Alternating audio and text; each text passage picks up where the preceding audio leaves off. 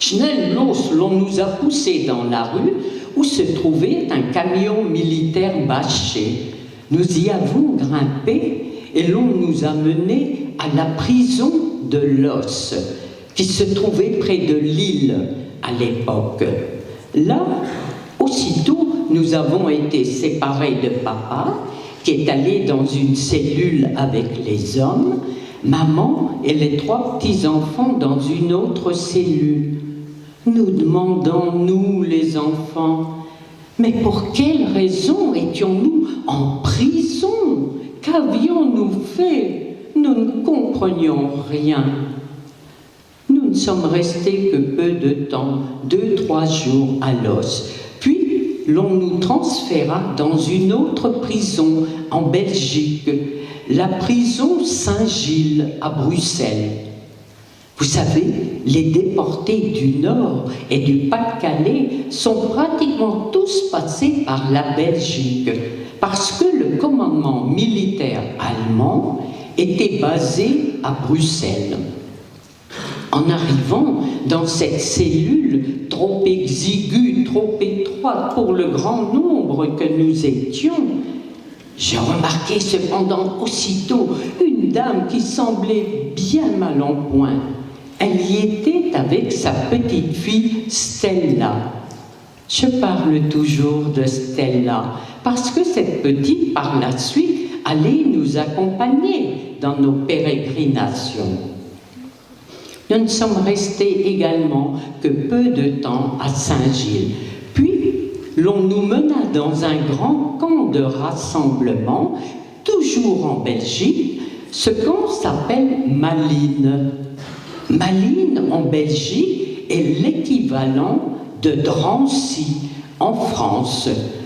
Dans ce camp, il y avait des SS allemands, bien entendu, mais également des SS flamands.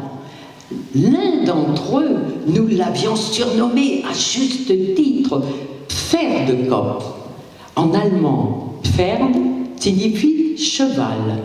Kopf, tête. C'était si bien trouvé. Il avait une figure chevaline, était particulièrement cruel, distribuait les coups de fouet avec générosité.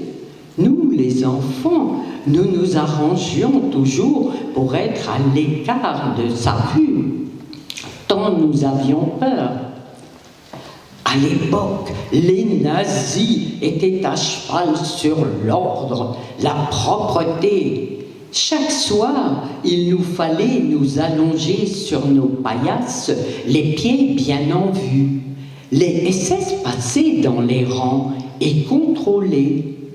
Mais c'était en plein hiver. Certaines personnes avaient des engelures, des crevasses, ce qui fait que la peau n'était pas bien nette. Ils recevaient des coups de fouet, devaient aller à l'extérieur en pleine bise, se laver à l'eau froide, bien entendu. Et parfois, ils poussaient le fils jusqu'à les laisser dehors toute la nuit. Mais tout cela n'est rien encore en comparaison de ce qui allait suivre. Un jour, l'on nous rassembla sur la place du camp.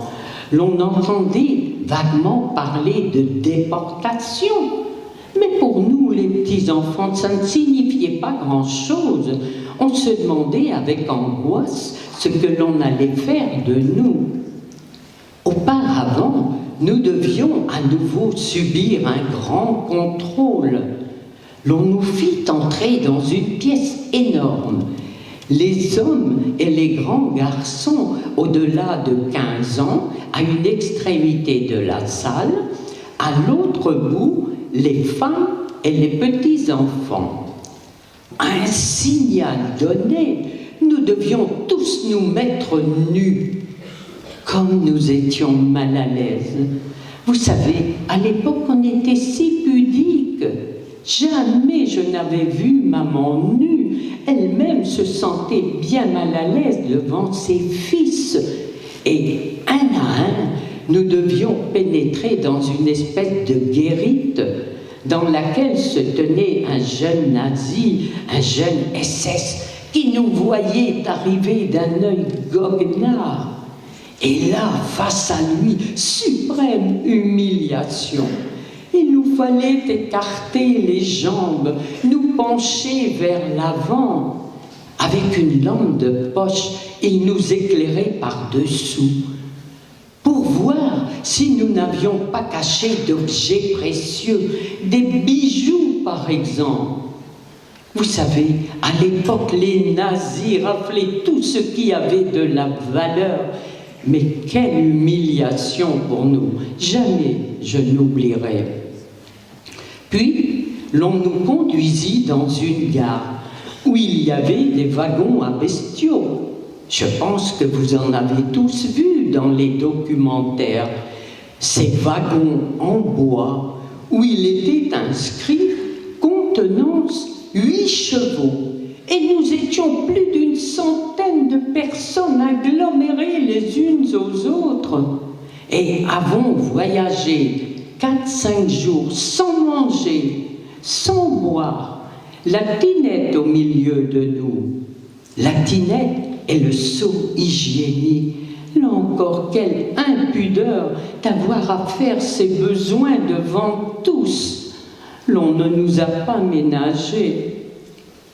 Au bout de ce voyage infâme, nous sommes arrivés dans un endroit qui nous paraissait sinistre.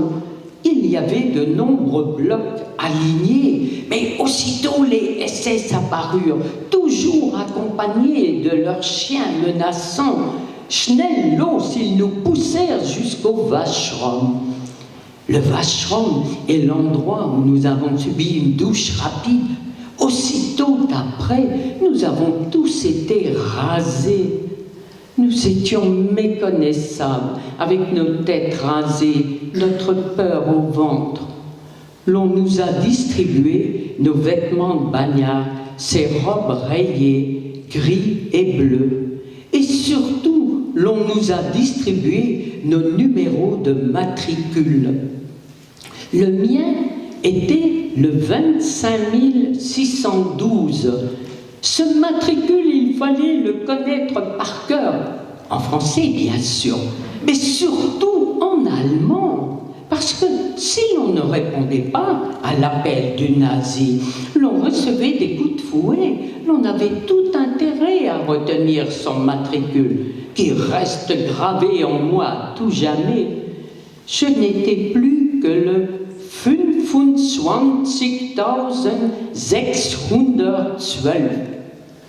Vous savez, les enfants, à partir de ce moment-là, nous n'étions plus personne, nous n'avions plus de nom, plus d'état civil. Lorsqu'on s'adressait à nous, c'était uniquement par l'intermédiaire de ce matricule.